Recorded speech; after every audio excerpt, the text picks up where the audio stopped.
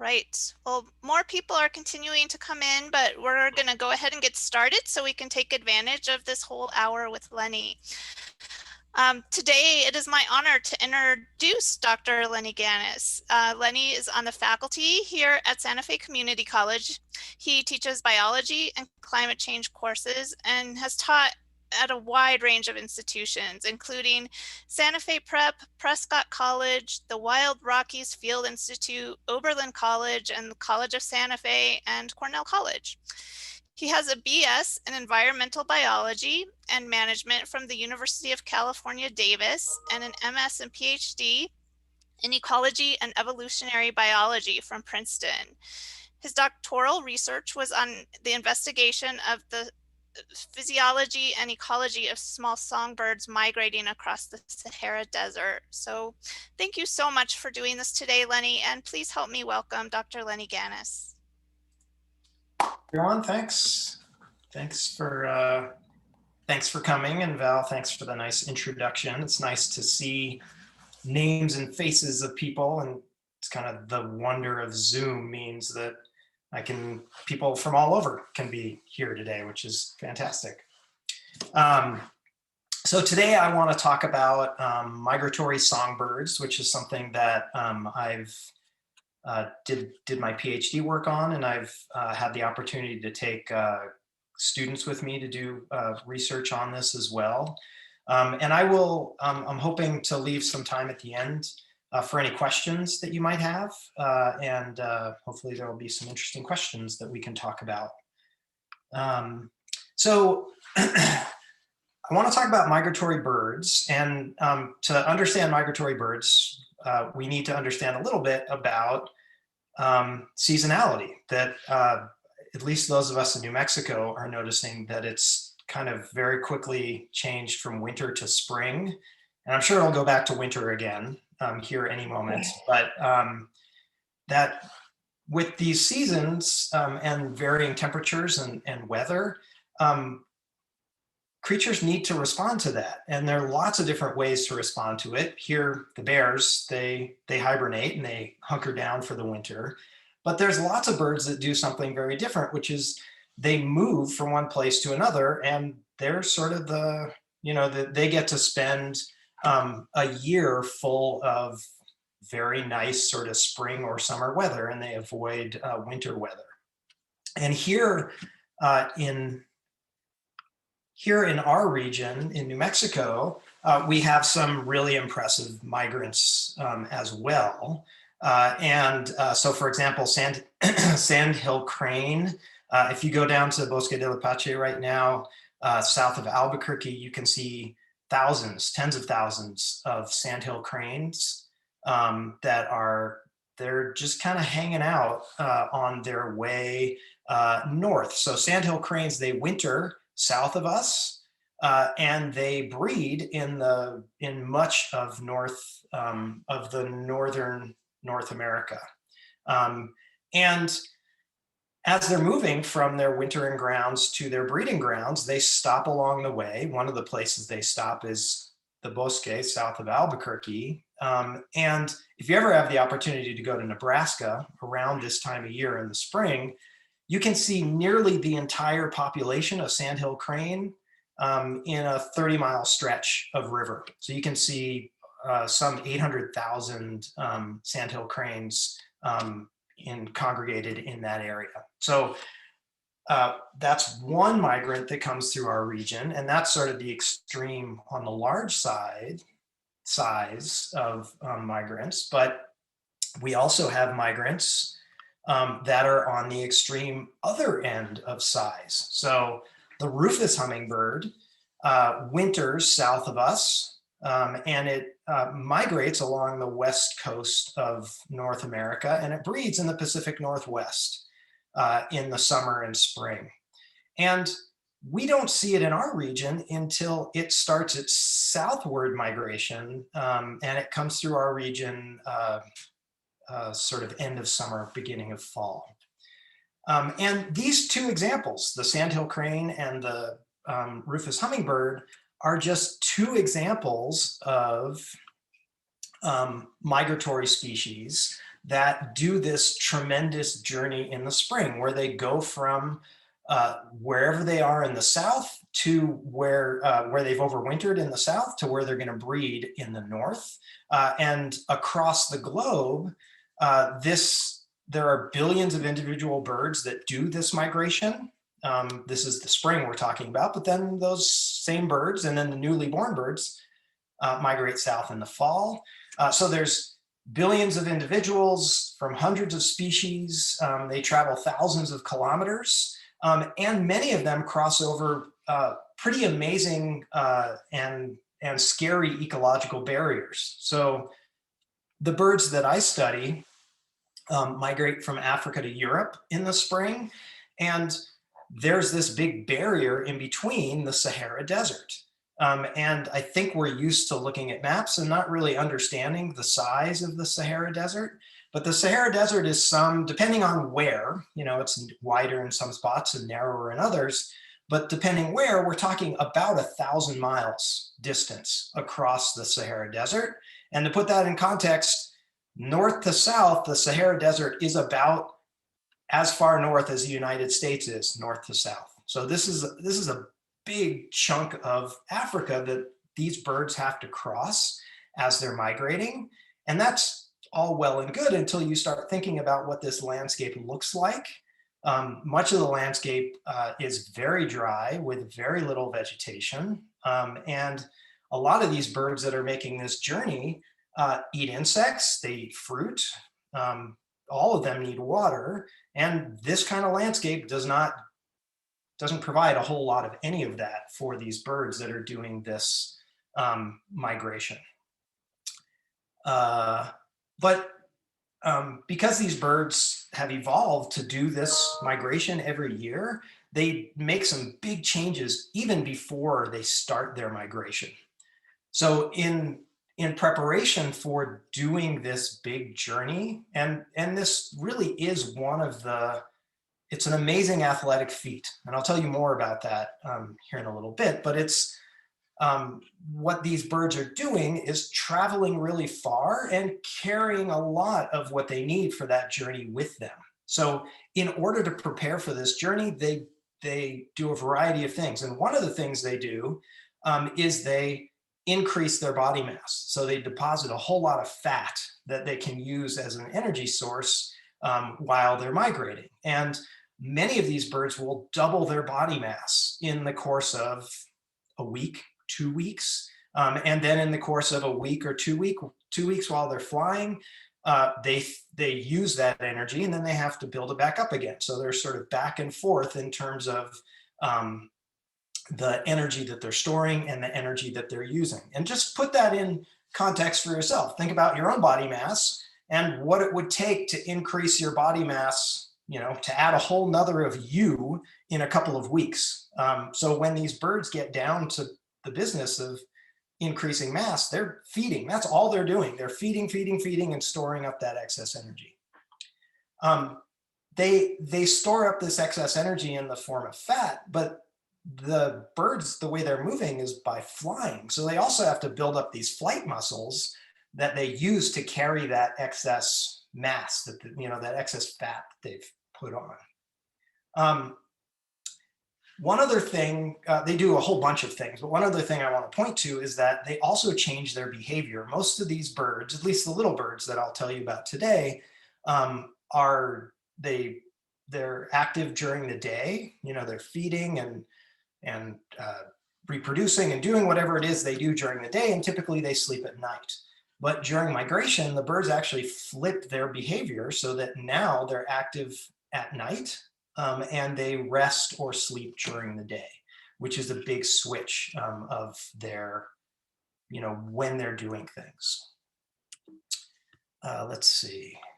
So the birds that I'm going to tell you about are making this migration from south of the Sahara to Europe and to Asia. And oftentimes you'll see images that look like this, where there's a big arrow and it connects one place to another. And in fact, I've shown you already several pictures that look kind of like this. But this big arrow hides actually some of the really interesting things that these birds are doing. And one of the things that these birds are doing is they fly at night and they rest during the day. So what that can mean is they could fly 10 plus hours continuously all night long. As soon as the sun comes up, they land. And depending on where they are, they might find an oasis, a water source, some food sources, or they might just find themselves in the middle of the desert and they spend all day hanging out until the temperatures cool, and then they fly again at night. But what they do depends on their body condition. So these birds that are the big fat birds, that have increased all this mass and stored up all this fat, they will rest during the day, and then as soon as it gets dark, they keep flying. But the birds that are thin, they have to find some place to feed. Otherwise, they don't have any energy to keep going. So the birds, when they run out of energy, stop and they refuel and fill up on energy so that they can continue doing this nightly migration. The work that I'm going to tell you about, I did in Sandhill Cranes, Israel, which is in the northern Negev desert. The northern Negev desert looks something like this. My wife likes to tell me that it looks like Utah, which it kind of does, but I visited here before I visited Utah, so I think Utah looks like the Negev desert. And it's a dry place. Again, there are some water sources. You can see vegetation down in the drainages and the arroyos, but it's a very dry landscape. And the thing about studying birds here is that, so here's rainfall for January, and January is part of the wet season in this region. And you can see that here's Egypt, the sort of northern edge of the Sahara Desert. I did my work here in the northern Negev desert, and it's really, for one of these birds migrating from Africa to Europe, it's its last desert stop before the next night it's going to end up in northern Israel or Syria or Lebanon or up to Turkey. And that environment is much more wet than the environment it's been in. So doing this research in the Negev desert is fantastic because it's birds at the very end of their desert stop. It's also really a great place to study birds because birds avoid flying over the Mediterranean. So what happens is these birds funnel up over the Middle East because they're avoiding flying over the Mediterranean. So you can study and catch lots and lots of birds because they're funneling up over the Middle East, this landmass on their way to Europe and Asia. And we study these birds at a ringing station. So this is the ringing station in Sandhill Cranes. This is back here in black is Darren Burns. He's been running this ringing station for decades, and he's been an amazing collaborator to help to work with to be able to continue some of this research there. And the way we can study these birds is we set up, these are mist nets here, and what they are is they're fine netting. And if it's not very windy and if it's set up behind a dark background, as the birds are flying from shrubbery on one side to shrubbery on the other, they don't see this netting and they get caught in the net.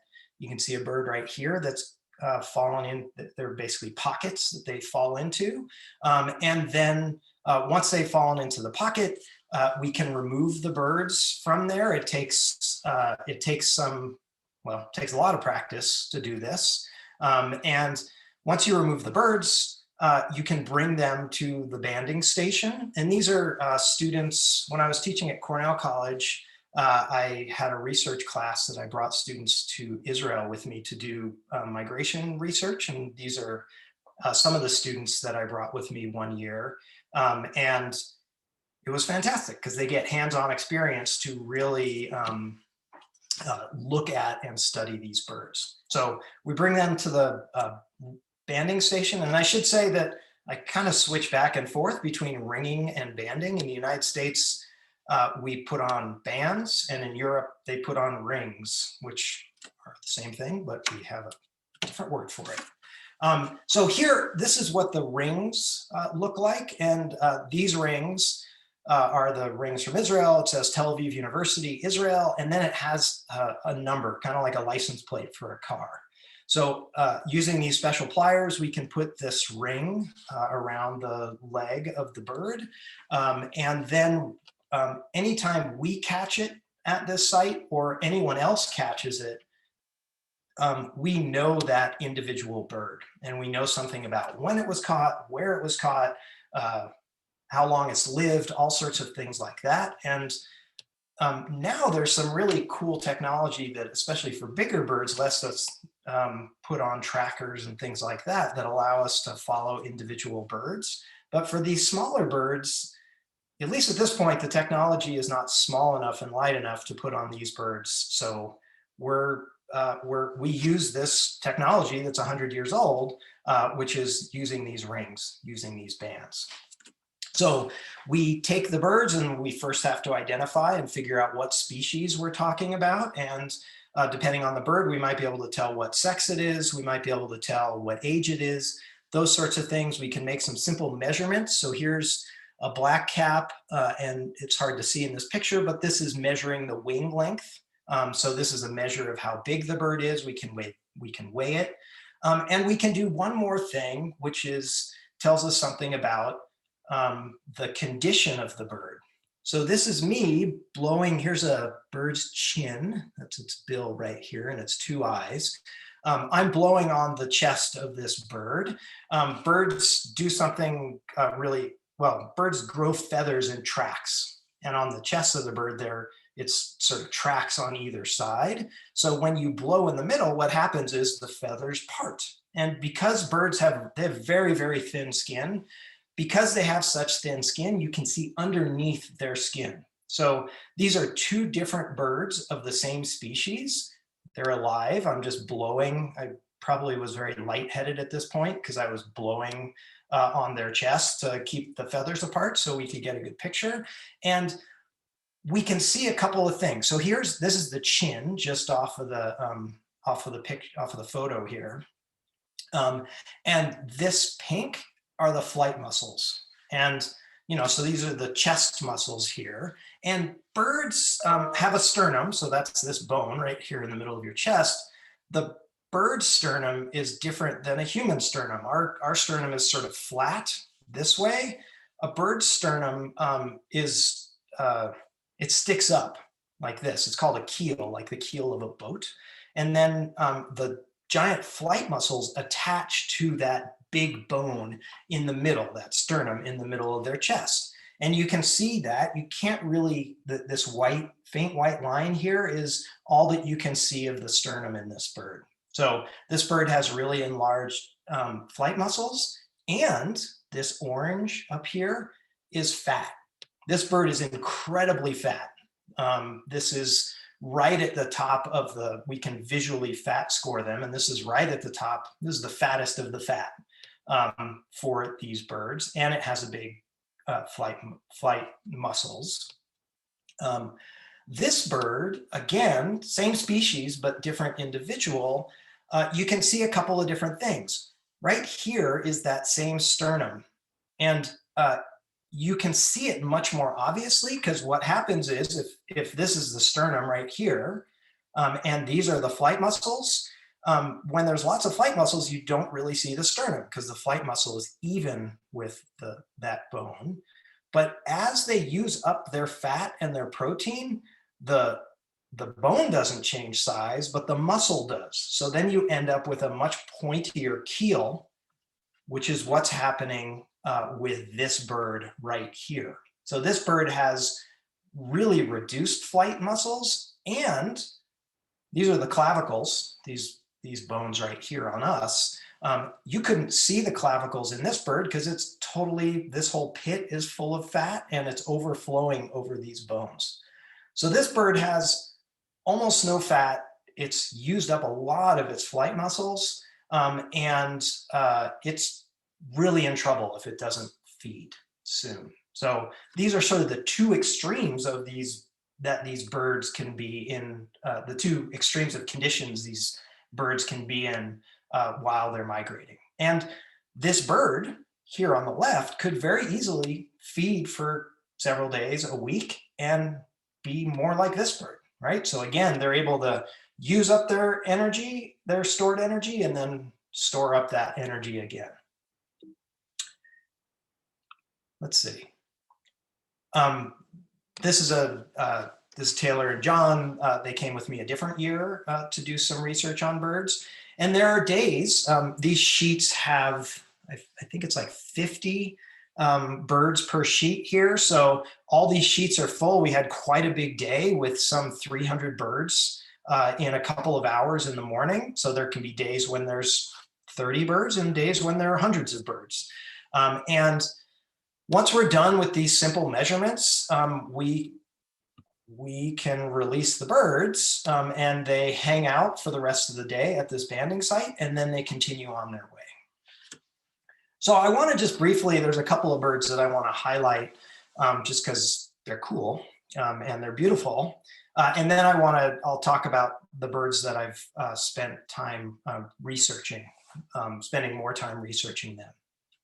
So this is one of my favorite birds. That might be a phrase you might hear several times. I have lots of favorite birds. It's hard to choose which is my favorite bird, but this is one of my favorite birds.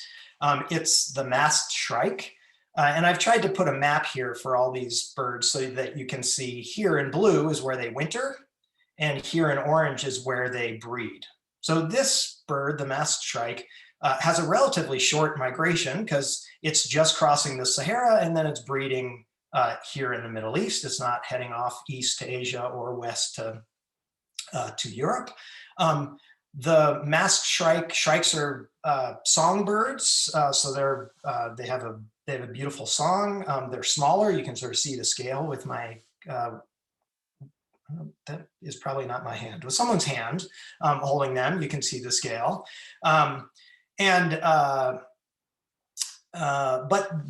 they're also, shrikes are also called butcher birds because they have a very interesting behavior, and they have this beak with a hook on it, which these birds are also quite sassy. One of the best fun tricks to play at the ringing station is to hand an unsuspecting ringer a bag that has a shrike in it. Because you get used to just sticking your hand in and pulling out whatever bird's there, but this bird has a really sharp bill, so the person sticks their hand in and the shrike bites them with this really sharp bill. And the shrike seems to know that this region between your nail and the fleshy part of your finger is a really great place to bite and to hold on. So they're very sassy. But they're also, the reason why they have this bill is because they're quite big predators. I mean, they're small in size, but they're voracious predators. They eat small insects, or they eat insects, they eat small lizards. And one of the things they do is that they place those prizes that they've hunted, and they put them on sharp objects. So like on the spikes of an acacia tree or on the spikes of a barbed wire. And then female shrikes, they go around checking out the male shrikes, and it turns out that the sexiest male shrikes are the ones that have the most things impaled on their collection of impaled things. So these are Mast Shrikes. Another bird that I love is this rufous-tailed scrub robin.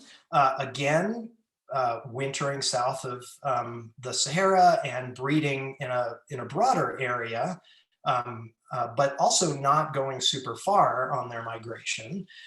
They, as the name suggests, spend a lot of time in the scrub, and they have this really interesting relationship with a different shrike called a woodchat shrike that the scrub robins are down low in the shrubbery, and the shrikes are up high, and they warn each other about predators. So the scrub robin will warn the shrikes about snake predators that are on the ground, and the shrike will warn the scrub robin about predators from the sky, like hawks that might eat them. So really interesting relationship. Okay. Again, another one of my favorite birds. This is called the Eurasian Rye Neck. has a very wide distribution in its breeding all through Asia and Europe. And they're in the same group as woodpeckers. They're in the same family as woodpeckers. And a lot like our flickers, if people are familiar with those birds here that have the orange under their wings and black and gray stripes on their back, these are ground feeding woodpeckers. And in fact, so they feed on the ground, but they also feed on something really weird. They eat ants, and there are very few things that eat ants because ants don't taste very good.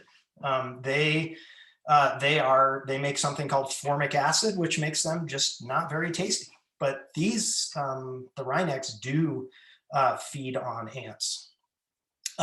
They also have, I have a video here in a second, they have this very strange threat and defense display behavior.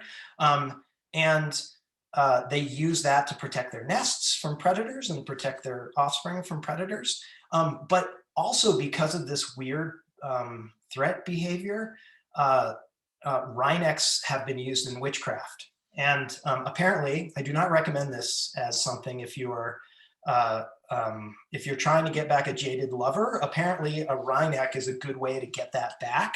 Although I do not recommend, there might be better ways to do it than using a wryneck.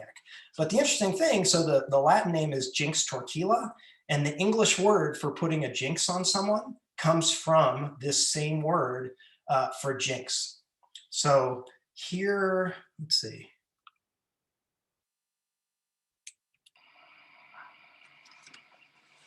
Here's the wryneck doing its thing. And it will just keep doing that over and over again. And it's just, yeah. I always thought it was, it would always make me laugh. And I always thought that it was trying to make the predator laugh so it would open its mouth and drop it, but that's probably not what it's actually doing. Here's one more bird. This is the redstart. Again, has a kind of like the wryneck, has a really wide distribution of where it breeds in Europe. Very beautiful bird. This is the male redstart. The Latin name Phoenicurus, it actually means red tail. So this bird, the male, has a red chest, but there's a variety of redstart species, and they all have a red tail. So Phoenicurus means red tail. Okay. I mentioned I looked at lots of birds. For my PhD work, I think we banded some 3,000 birds in the time that I was doing that work, and then have done some more banding since then. And when you do that, you start to see some, one of the best things about banding birds is you get to see some really interesting, you get to see the birds up close, and as a result, you get to see some really interesting things. And so this is a blackcap. I'll show you a better picture in a second, but the blackcap has a black cap, as the name suggests. And adult male blackcaps have an all black cap, but you can see here that in the back of this black cap is actually a brown section. And what's happened here is that juvenile birds have a brown cap on their head. And this bird is a first-year bird, so this is its first black cap that it grew in as it changed its feathers, but it has left some of the juvenile feathers here that you can actually see, and you can use this to tell that this is this is a first-year bird. It's not an adult bird. Here's another example that is even more extreme. This is a barn swallow. Adult barn swallows have this really beautiful iridescent bluish purple feathers on their back and on their wings. And you can see the right wing here has the adult feathers. The left wing here is brownish because for whatever reason, it should have molted both. It should have replaced both of the wings when it molted.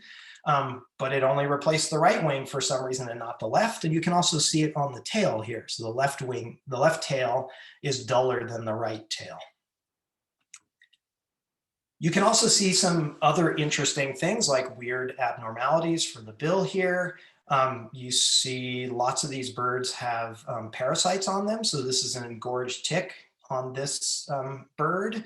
And then these are, it's probably hard to see on your screen, but this bird has avian pox on its feet, which is a viral infection that affects its feet. And this is a good point for me to remind people that if you feed birds, if you have feeders in your yard, that you should wash them frequently with soap and water so that the feeders don't turn into a place where that pox can be spread from bird to bird.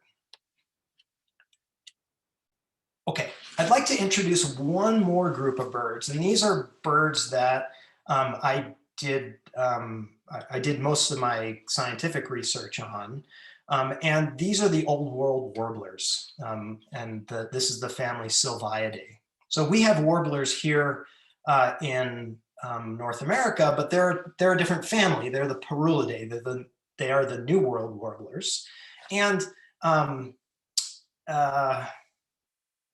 so I just want to say a little bit about naming of birds. Having worked for years at ringing stations in Israel, I often know the names in a variety of languages. So I usually know the Latin name, the English name, the Hebrew name, and oftentimes the German name. I never seem to be able to recall the right name for the right group, so when a group comes to visit, I will remember the German name, but not the English name for the group that speaks English. But there's something interesting about naming, and I just wanted to share a little bit about what we know about names of birds. So all species have a Latin name, so they have a genus name and a species name. And the group of birds that I'm going to show you are all in the genus Sylvia. And the word Sylvia comes from, it means forest. It also apparently means spirit of the wood, which I kind of like as a name for a bird. So in Latin, the name has a lot to do with where you find the species. In English, the word for these group of birds is warblers, and that, rather than having anything to do with where you find them, has to do with what they sound like. So warbling has to do with their sound, their call, the musical trill that they're making. In Hebrew, these group of birds are called the sivchim, and sivchi means, or svach means brush, shrubbery, thicket. So again, it has to do with where you find them. It also means complication, which I think is totally appropriate for a group of birds that I think are quite complicated. And then in German, these warblers, there are several warblers, Gartengrasmucke and Montgrasmucke, are again have to do, this is, you find it in the garden, and Grasmucke, according to Uta, I don't know if she's here or not, is grass mosquito. So again, it has to do with where you find these birds. So let me introduce some of the birds that I did additional research on. And this is the black-cap. I showed you a picture from above of the black-cap juvenile that had the black cap but had brown on the back. The male is a good-looking black-cap male. This is one of the most common migrant birds. So of the 3,000 birds that I banded for my PhD work, about 1,500 were blackcaps. So very, very common. They winter in the dark blue here, south of the Sahara Desert, and then they breed in much of Europe into Asia. Confusingly, the female blackcap has a brown cap. Although it's really handy because you can tell very easily the males and females from each other. Here is another species that used to be in the same genus Sylvia, but recently has been moved to its own genus, but it's a close relative of all these other birds that I'm going to show you. So all these birds are about the same size, but they have very different migration distances. So the blackcap here is migrating from south of the Sahara to much of Europe and Asia. The barred warbler here, which with this nice barring and the beautiful yellow eye, has a very limited range in Africa in the dark blue, and is migrating to kind of similar latitude as the blackcap. Here's another one, Orpheon Warbler. Oh, I didn't put a map here, but they have a very short migration. They breed just south of the Sahara, and they winter just south of the Sahara, and they breed just in very southern Europe. This is the garden warbler, the Gartengrasmunke, and this bird has quite a large. It winters in all the way down to very southern Africa, and can breed in very northern Europe. So it has a much longer migration than any of these other species that I mentioned. Let's see. So let me just tell you a little bit about some of the research I did and some of the findings that I had from that. And then I'll have some questions. I'll have some time for folks to ask questions about whatever you'd like to ask questions about. I mentioned earlier that the birds that are flying across the Sahara, they're flying at night, they land at daylight, and what they do at daylight depends on their body condition. So the birds that are thin, like that one that I showed you that didn't have any fat and its flight muscle was all reduced, it has to stop and feed. And you can see this behavior around. These are pictures from Stable Care, where I did this banding research.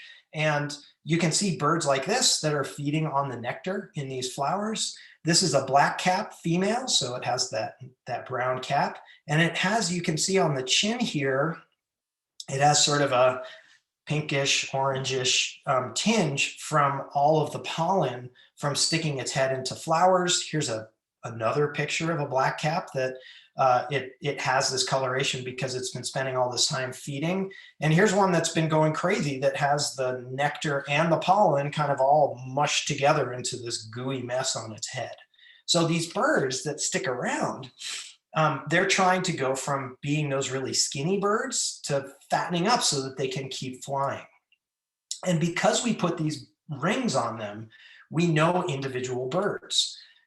And what I found by following individual birds is a couple of things. So first of all, the birds that we only catch once, that presumably just kept going after we caught them, way more than the birds that we caught later. And depending on when we catch those birds, they increase in mass more. So another way to say that is, so here on the bottom, this is days since we caught them the first time, and then this is percent change in mass.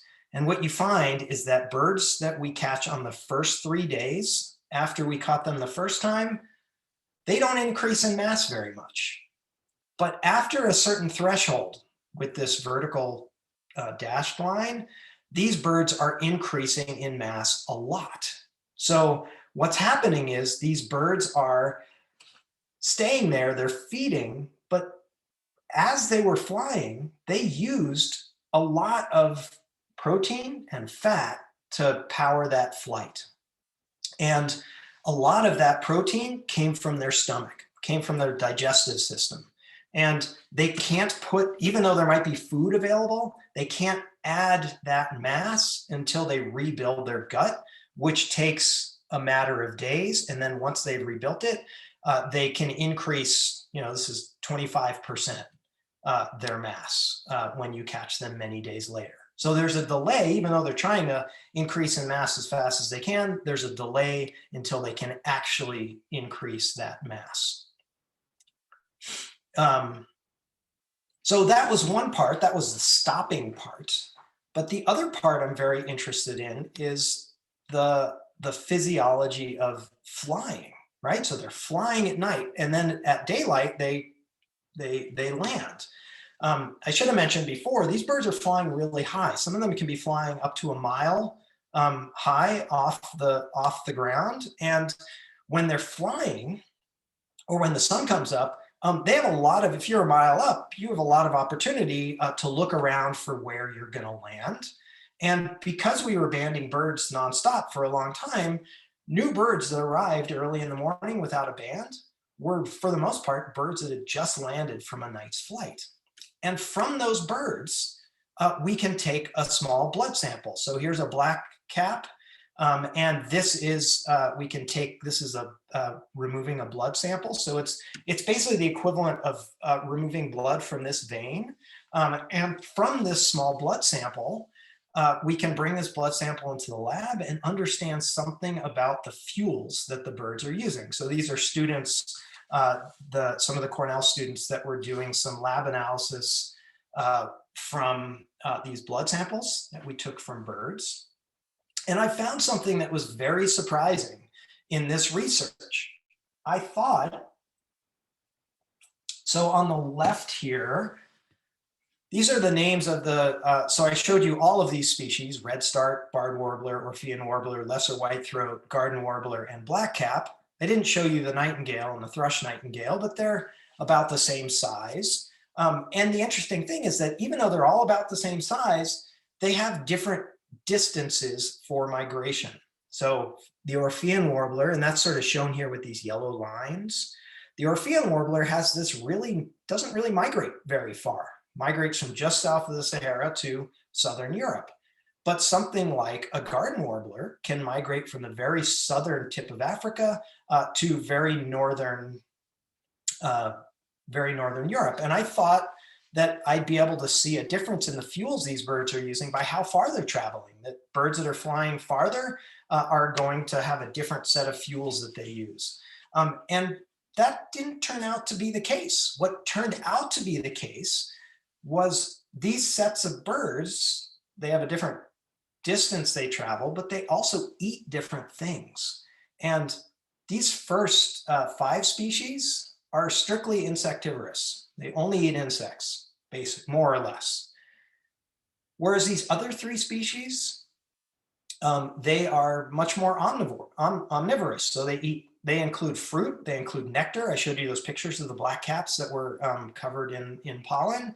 And depending on what food they eat, actually impacts the fuels that they're using while they're flying during this migration. The final bit of my research that I want to mention here is this is theoretical research that I did in collaboration with my friend TJ Fontaine and his student Ryan Stutzman.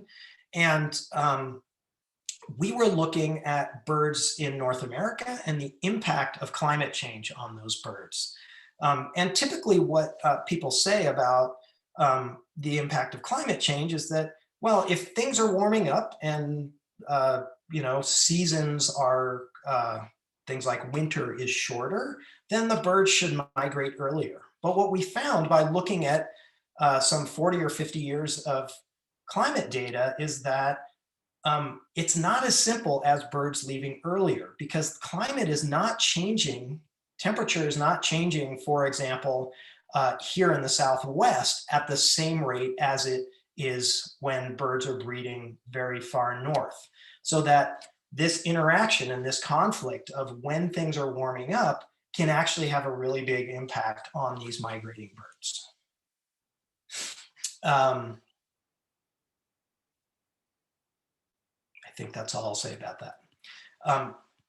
So I just wanted to make a plug for for birds in general, but migrating birds specifically, that this is from research. You might have seen, this made a big splash in the fall of 2019, that there are some 3 billion birds in North America that used to be here in North America that are no longer here because of population decline. So since the 70s, there's been nearly a 30% decline in the bird populations. And some bird populations, like the grassland birds, are more hard hit with this color here than other groups of birds, probably connected with agriculture, that a lot of that landscape and when I lived in Iowa, some 99% of the natural landscape had been converted into agriculture. So if you're a migrating bird or a bird that breeds in that area, there's not that much habitat left for you to breed. So our bird populations are decreasing, and we need to be thinking about, well, how do we support those birds so that we don't lose more of our birds? And the one other piece I'd like to mention is that if we go back to where the area where I've been doing this research, we often think about a landscape like this. We think about countries, we think about states that are that have borders that are separate from each other.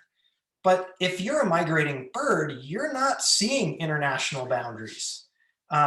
If you're a migrating bird, you might be seeing geographical things, like the Mediterranean that birds are avoiding, or like the Nile Delta. But you're not seeing the border between Egypt and Israel, or between Syria and Turkey. So when we think about migrating birds, I think about two things. One is that migrants are an actual physical connection of places. So these birds that are wintering in Kenya, for example, and breeding in Germany are physically connected. They're moving between those places, and they're bringing those, they're bringing their bodies with them. So migrants are physically connecting these places. But when we also think about conservation, we need to think about conservation at the landscape level. It's not just enough to conserve birds only in Egypt, but not in Israel, or vice versa, because these birds are traveling through all of this landscape, and they need all of it to be able to make this migration successfully. So I think that's all I had to say, and I'm happy to answer any questions that anyone has. And I think you can type, you can either type something in the chat, or if you want to unmute yourself, you can unmute yourself and ask questions. I have a question. Sure. When you capture, or when you temporarily are holding those birds that have, for instance, the parasite or the disease, do you treat them? Would you remove that parasite? Would you treat that fungus, that fungal disease on their feet? So the ticks for sure we remove, and the pox is harder to treat. So we don't. There's very little we can do without holding them for a long time, and it's probably much worse for them to hold them for a long time than it is, the mess of the pox. You see all sorts of weird things. There are feather mites. I don't know if there's someone. Maybe everyone can mute their mic if they're not speaking, so I'm not getting the feedback. But there are these feather mites that, something like a tick on an adult bird is probably not a big impact. But there are feather mites that actually chew up the feathers. And I've caught birds that I know had to have migrated from Africa, because they don't occur in Israel year round, that have just feathers that have been consumed. There's feathers have a central shaft like this, and then they have all the featherlets that come off of it. And I've seen birds that they're down to just the central shaft. So it's kind of hard for me to believe that it's hard to understand how they made that migration. But for the most part, there's kind of very little we can do, except for removing ticks and things like that. Other Can I ask a weird question? I'm sorry, say that again?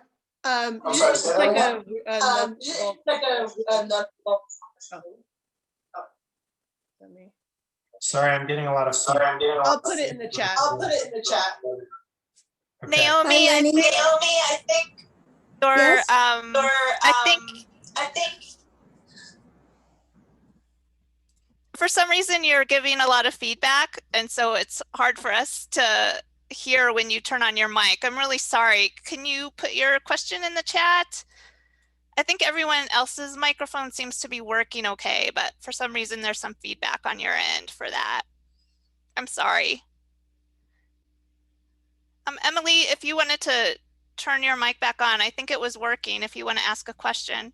Okay, I'm just thinking of bats, and so for the birds who migrate at night and for the birds who migrate at night and eat insects, is that advantageous at all? Can they eat while they're flying, or is that not a possibility? Yeah, great question. So these birds, while they're, at least the little warblers, are not, they're not eating while they're flying. There are other birds like swallows that they do not migrate at night. They migrate during the day so that they can do exactly what you're talking about, which is they can feed while they're going. But most of these small birds are, they fly at night, then they land. If they land in a place where there's food, they'll be happy to eat insects or fruit or whatever they find. But they can't do both, unlike bats. So like bats, they use radar to actually catch insects in the dark, and these birds can't really do that.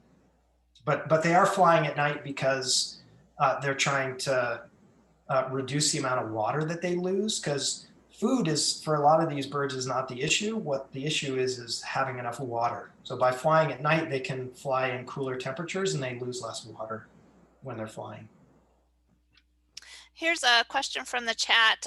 Somebody's wondering what the oldest bird you have banded is, and they would love to know how old these little birds can live too.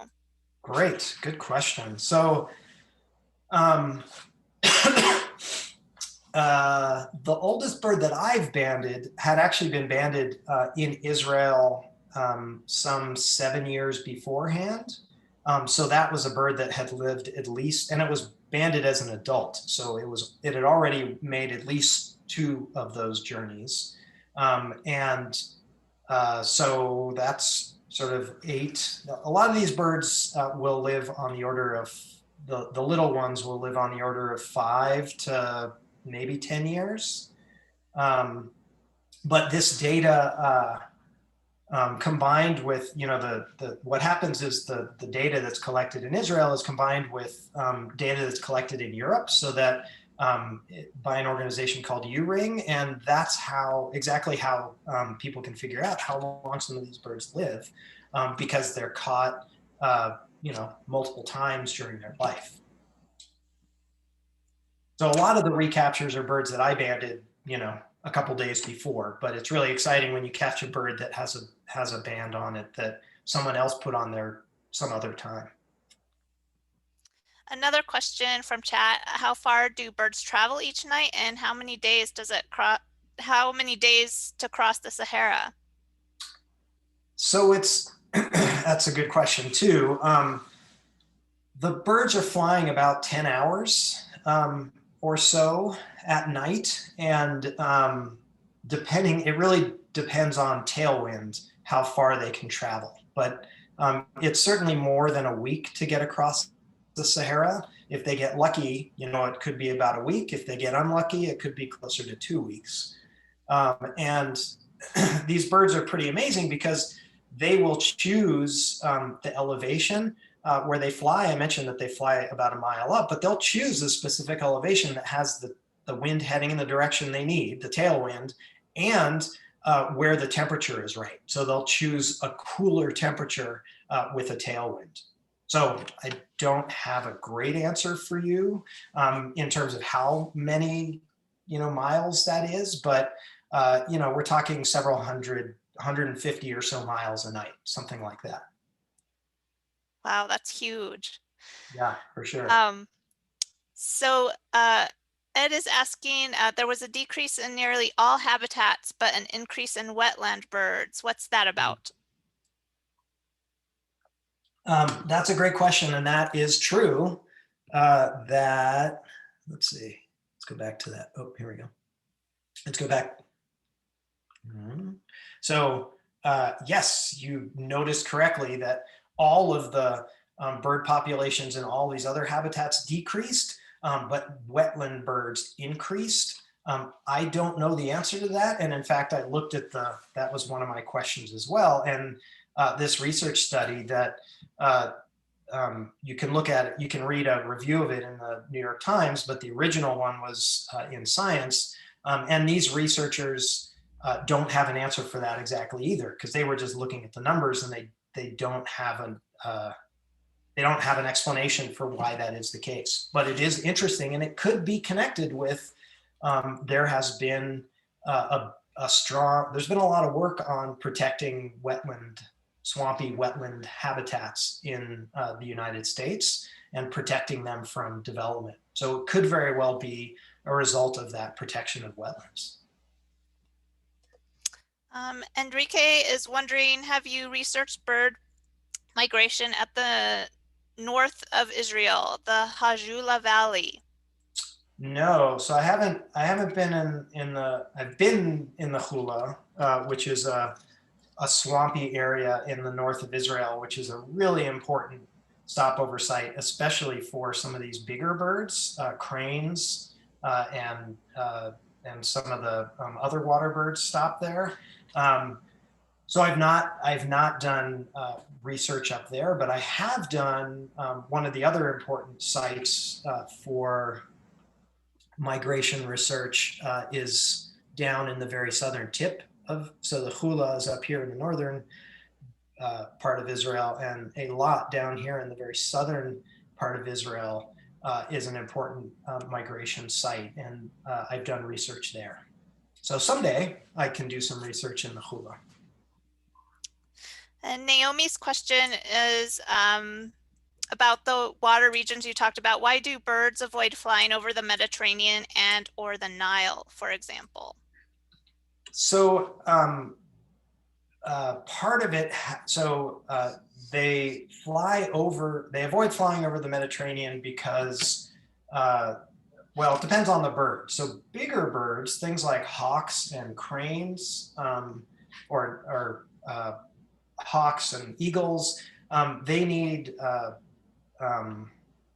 rising warm air that they use to basically spiral up, and then they fly down till they hit another updraft of air, and that reduces the amount of energy they have to use, because an eagle has very large wings and just can't flap the whole way.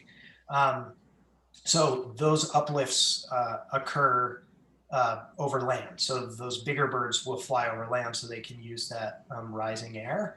The smaller birds, there are some birds that will fly over the Mediterranean, and especially as you get further west here in the Mediterranean, there are some islands that they stop at.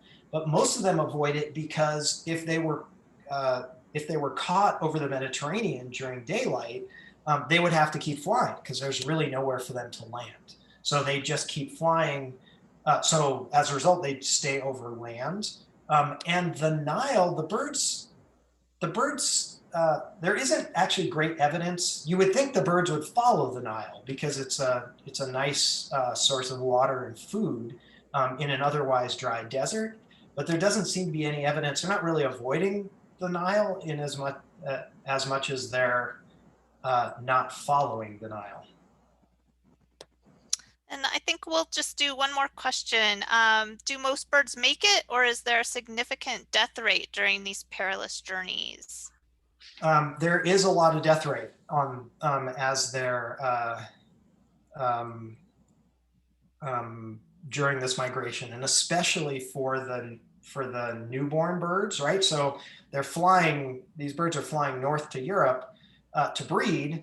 And then one of the cool things is that these birds, when they fly back south, the adults will leave the breeding grounds in Europe before the juveniles do, and the juveniles have to find their own way without anyone to show them back to a place they've never been. And a lot of those juveniles never make it. Wow. Well, this has been fascinating, Lenny.